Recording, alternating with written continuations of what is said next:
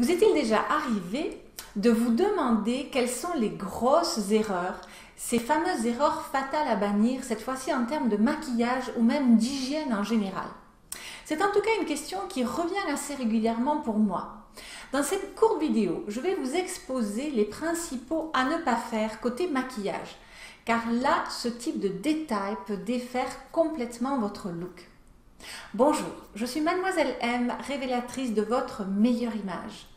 Ce visage que l'on entretient, que l'on choisit et qui sert entre autres à donner une image de soi et à communiquer, est un moyen bien sûr d'exister et de paraître.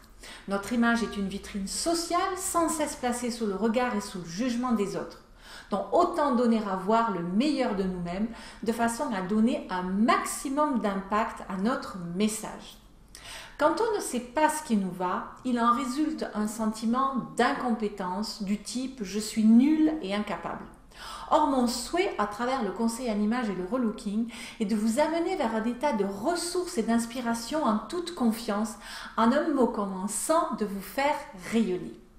Ce que je vais vous expliquer maintenant est bien sûr tiré de ma pratique du conseil en image et plus particulièrement du maquillage, pratiqué auprès de mes milliers de clientes ces 20 dernières années et plus, mais bien sûr aussi, il va sans dire, dans ma propre garde-robe, sur mon propre visage, dans ma pratique, dans ma vie en général.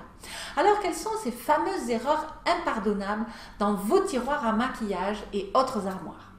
Attention, je vais vous la jouer un peu caricature à mon sens, car cette énumération n'est pas exhaustive d'une part et d'autre part n'est même pas la même pour chaque personne et chaque sensibilité.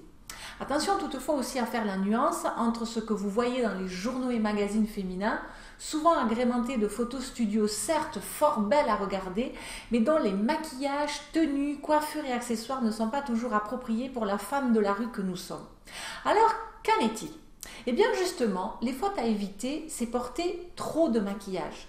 Il y a bien un slogan qui dit « trop de marque tue la marque ». Eh bien c'est pareil pour le maquillage annexé et ou criard et vous ressemblez en un temps trois mouvements à un pot de peinture. Or, vous le savez tout à présent, je suis une partisane au plus haut point du less is more, c'est-à-dire le moins c'est plus. Également, une autre faute à bannir, c'est le fond de teint trop foncé ou trop clair. Également l'excès d'anti-cerne qui fait lunettes ou trop de poudre, l'abus de terracotta ou de rouge à joues qui donne des mines tout orangées, le rouge à lèvres appliqué tout droit comme une peinture de, le rouge à joues comme une peinture de guerre, vous savez, et le mascara sur les cils inférieurs comme des petites pattes de mouche, le rímel qui coule, l'eyeliner faisant diversion. Moi personnellement, à ce moment-là, j'ai les yeux rivés sur les eyeliners fancy ou multicolores, mais pas sur le regard de la personne et même pas sur la personne. Le rouge à lèvres également qui file, le regard charbonneux et la bouche incendiaire, les deux à la fois. Le sourcil peut soigner, c'est-à-dire trop, pas assez épilé. Je vous ai fait une vidéo d'ailleurs exprès à ce sujet. Le vernis à ongles écaillés, les vernis trop flashy ou le nail art hyper poussé. À cela, vous pouvez rajouter une mauvaise hygiène du type le cheveu gras mouillé, les pellicules sur le col des vestes, les racines apparentes de cheveux colorés, les cheveux teints noir corbeau, les ongles rongés, les poils hirsutes, les odeurs corporelles, la mauvaise haleine, la peau qui brille, trop de parfum, évidemment les vêtements sales, les vêtements froissés, troués, usés. Enfin, tout ça, c'est la cata. Donc, voici les premières choses qui me viennent à l'idée en vous parlant de faute de goût dans le maquillage et l'hygiène.